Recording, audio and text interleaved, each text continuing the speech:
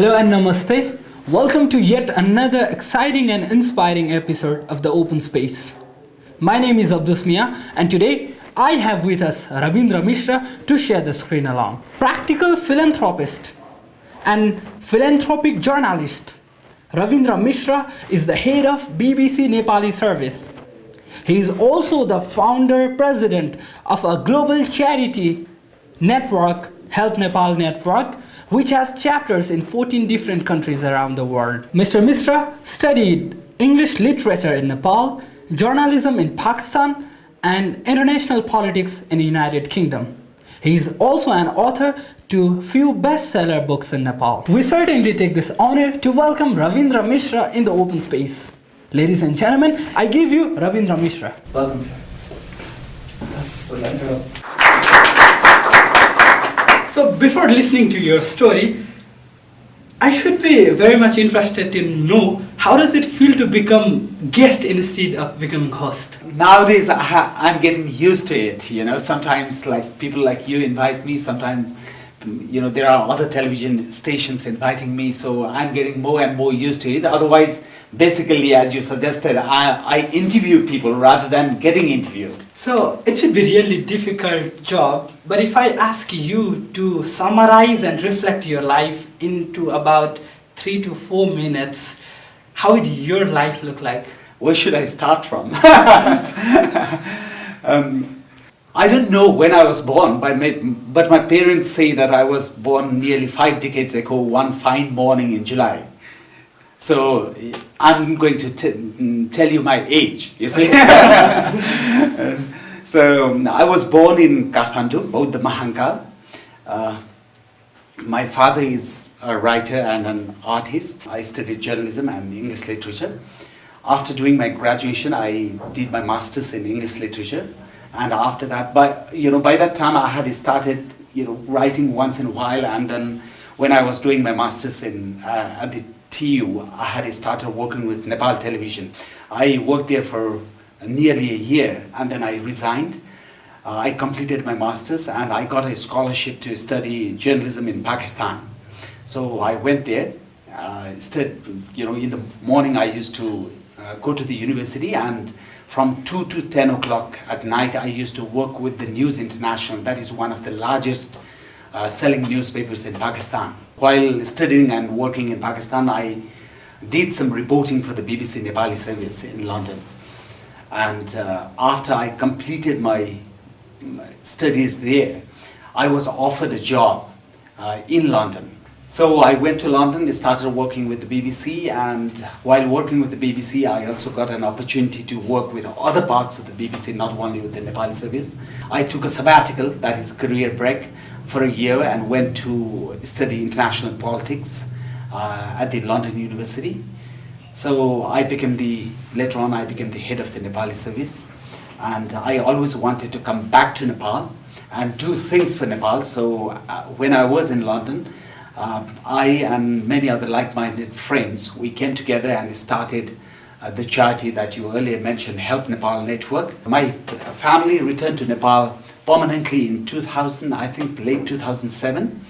And then after 2 years in 2009, I came back to Nepal permanently. So I'm based here now. That's all.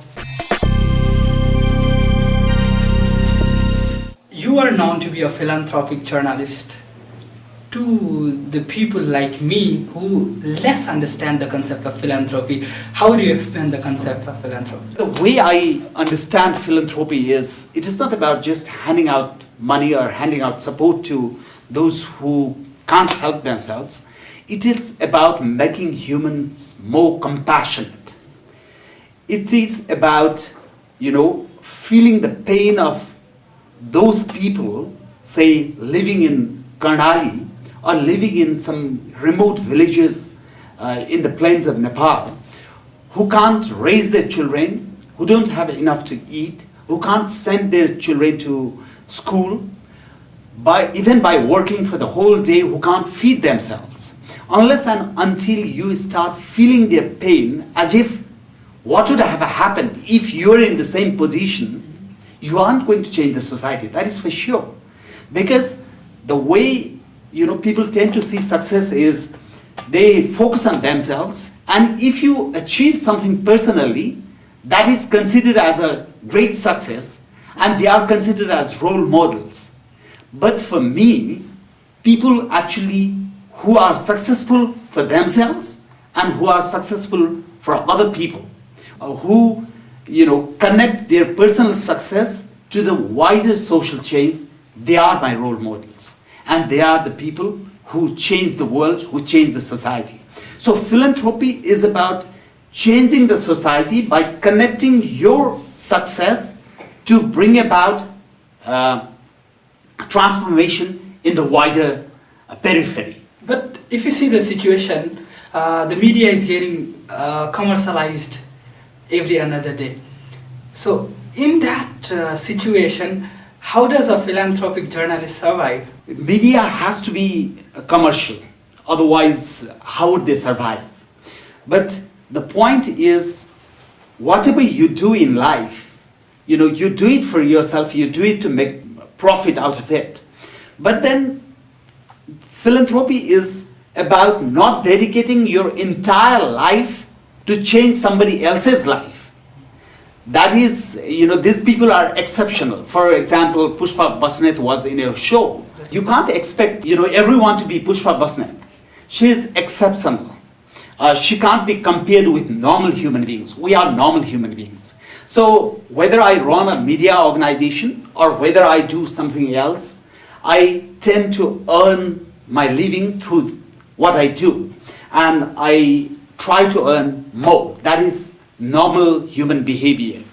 But what we suggest as charity, promoter of charity, is that, okay, you have your life, you have your job, you can enjoy your life the way you want, but think of those people who aren't as fortunate as you are and separate a small portion of what you earn to help others. And that we call practical philanthropy. A lot of people are inspired by Rabindra Mishra.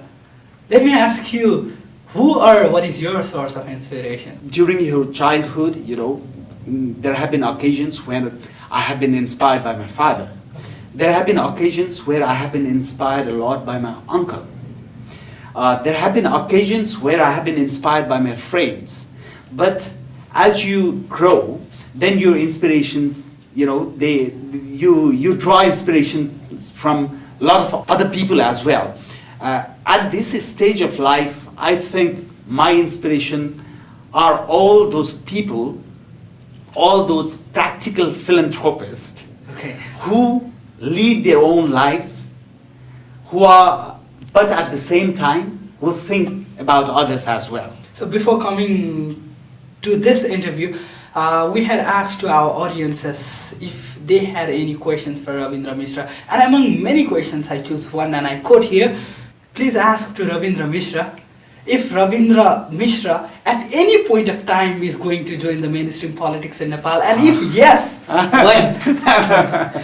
It was only, it was recently, I was asked the same question by one of the Kantipur journalists, and I said, the more I think about politics, the more I get attracted to it nowadays, because over the years I have realized that to bring about wider change, to bring about national change, politics is probably the only platform.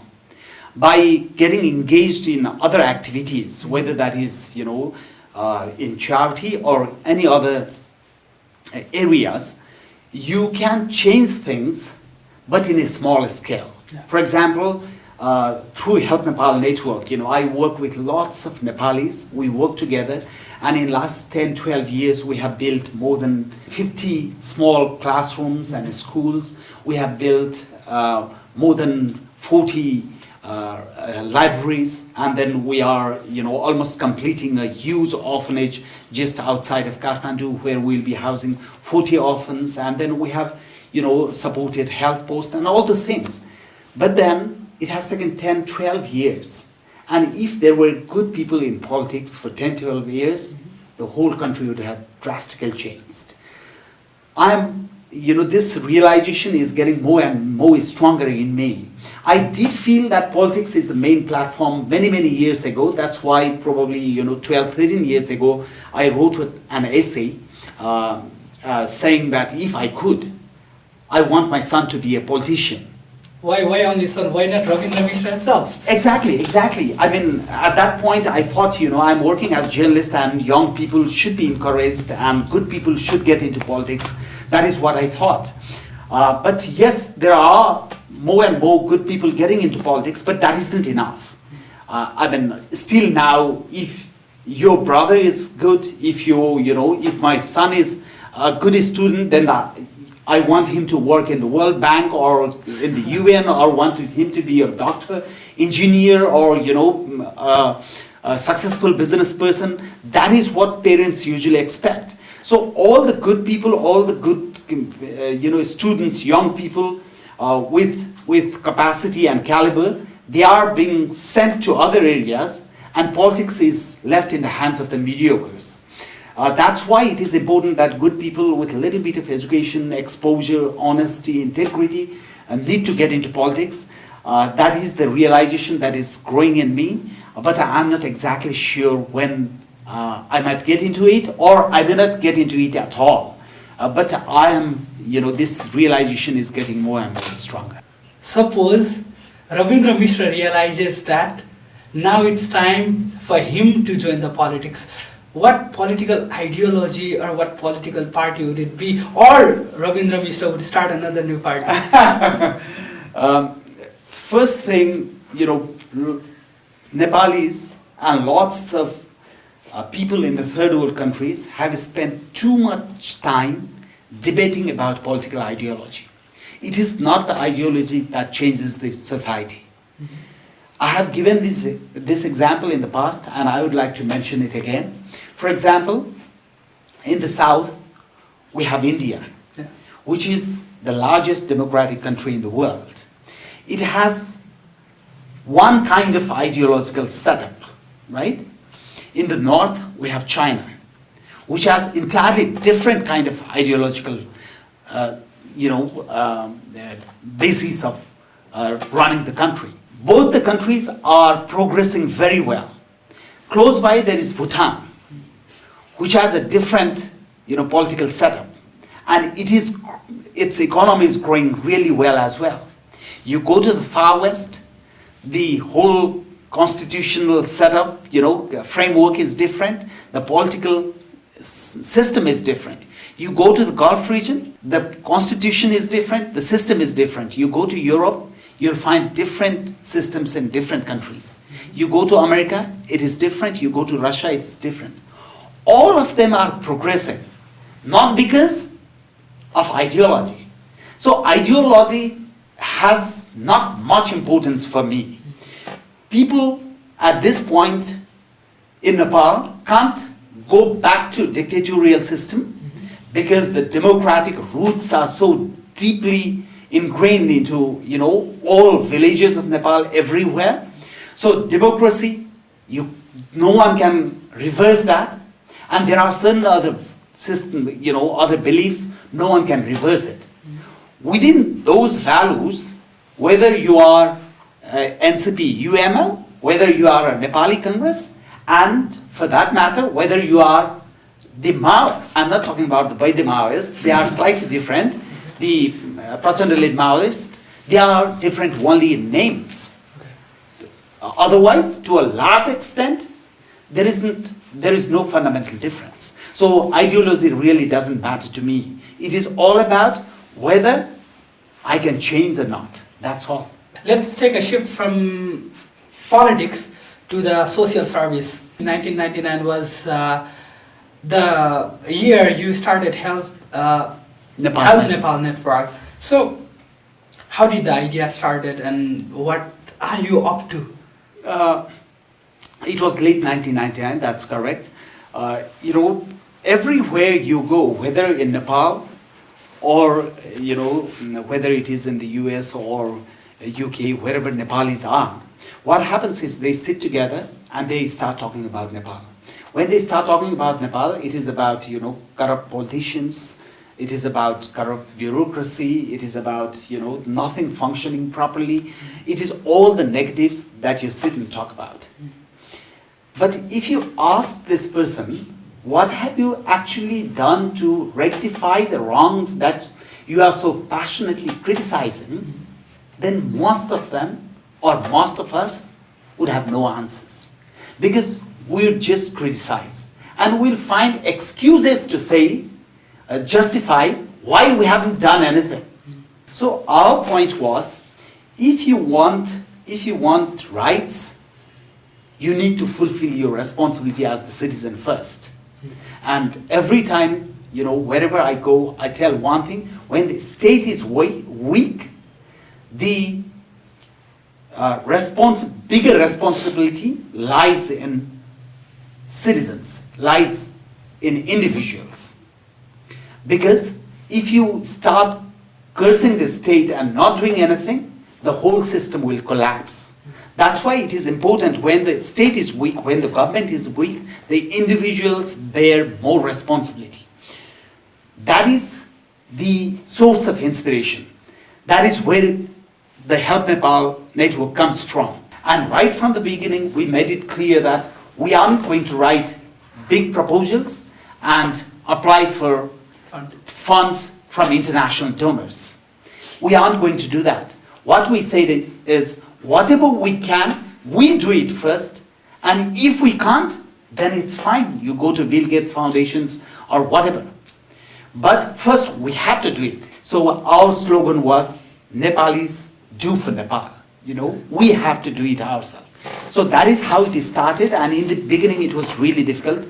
But later on, when we did a few projects and proved that we are genuine and we are really committed, people started supporting us. I personally believe that meritocracy is something that is required in any form of governance. And meritocracy is something that our Nepalese government lacks. If you look at the Chinese side, they have a really meritocratic system of governance, and India is relatively weaker, but it's way better than Nepal. So as a politician, if you join politics, how will you instill meritocracy in Nepalese politics? I think, meritocracy is something that we all should honor. And it is extremely important to attract bright, brilliant people into government and into politics as well. That is one thing, I have been trying to do in my own small way, through writing, through interacting with youths. That is the reason I say that good people who are really bright, who are really honest, should get into bureaucracy, should get into politics. And that is what we should encourage in Nepal. You are absolutely right that, if there are negotiations, for example, negotiations between India and Nepal, or China and Nepal, or, for that matter, some other country, lots of times you'll see that our people representing Nepal aren't even expressive enough to convince the other side. And the level of knowledge sometimes you'll find is very low as well. I have seen quite a few letters written by the foreign ministry officials to some other government agencies, and the way it is written is so poor and not up to the mark. All those things matter. That's why it is very important that we attract good people into politics, into bureaucracy. But unfortunately at the moment, good, bright, young people are getting into something else but politics and bureaucracy. So we all have to try to change that. While you were following your dreams, while you were following your passions, I'm sure there were plenty of obstacles. There must have been dilemmas, there must have been insecurities. How did you overcome that? One thing I have learned in life is, if you want to achieve something, you have to be honest, you have to be dedicated, and one key aspect is you have to be persistent. Lots of people tend to give up midway because they think there are so many obstacles that they can't break. And they also start making excuses. Oh, I really had wanted to do it. I tried this and that way, I tried really hard, but because of so and so reasons, I couldn't do it. So basically, they, start to make excuses. So if you are really determined to achieve something, don't make excuses. People who make excuses are, they aren't going to succeed in life. They aren't going to lead in life. That's why I have told, couple of prime ministers, when I have gone and made them, that, don't make compulsions your excuses. Because every time you hear, once the prime ministers come out of their office, what they say, oh, I had really wanted to do, but the opposition parties didn't allow me to, do anything. And my, opponents within the party itself, they were so hostile towards me that I couldn't do anything. Leaders are those who can break all those obstacles. If they can't break those obstacles, then they aren't leaders.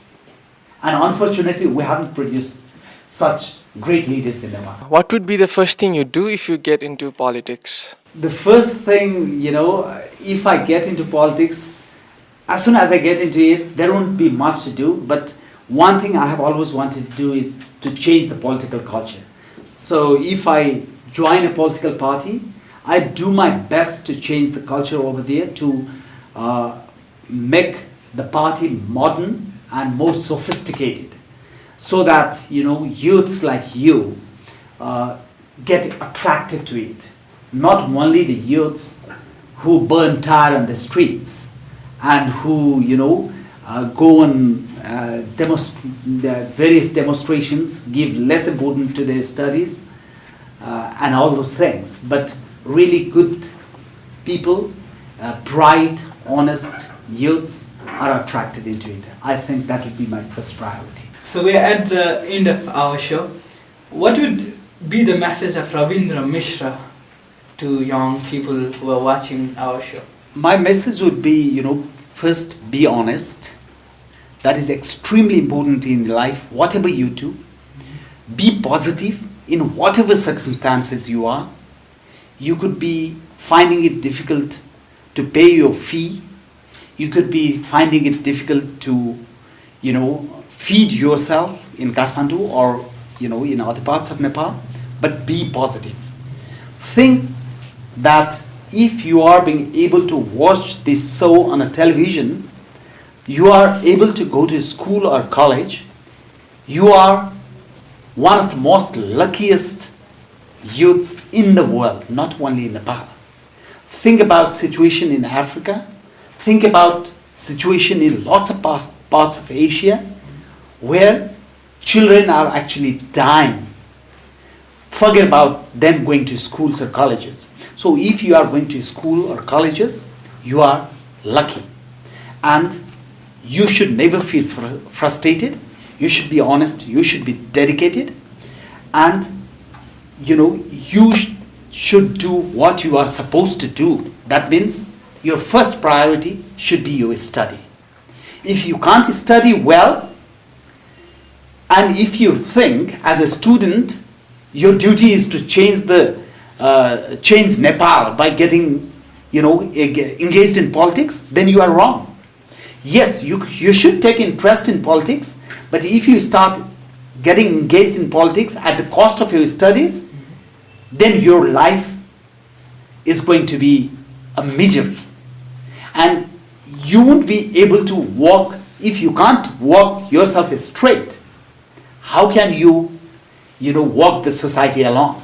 How can you help the society? How can you support those who can't support themselves? So to be able to change politics, to be able to change society, first thing you have to make yourself strong. If you are bound to hold the crutches, then that means you won't be able to support somebody else. So that is, I think, what I will have to say to youths. And I consider myself a youth as well, by the way. So thank you very much for coming to the show. It was really great having you in the open space. Thank you very much. It was my pleasure and my honor as well. Thank you. With this, we come to an end of this show. If you have any comment or feedback, please write to us in openspacenepal@gmail.com. Next time, we'll be back with another achiever. Till then, stay inspired.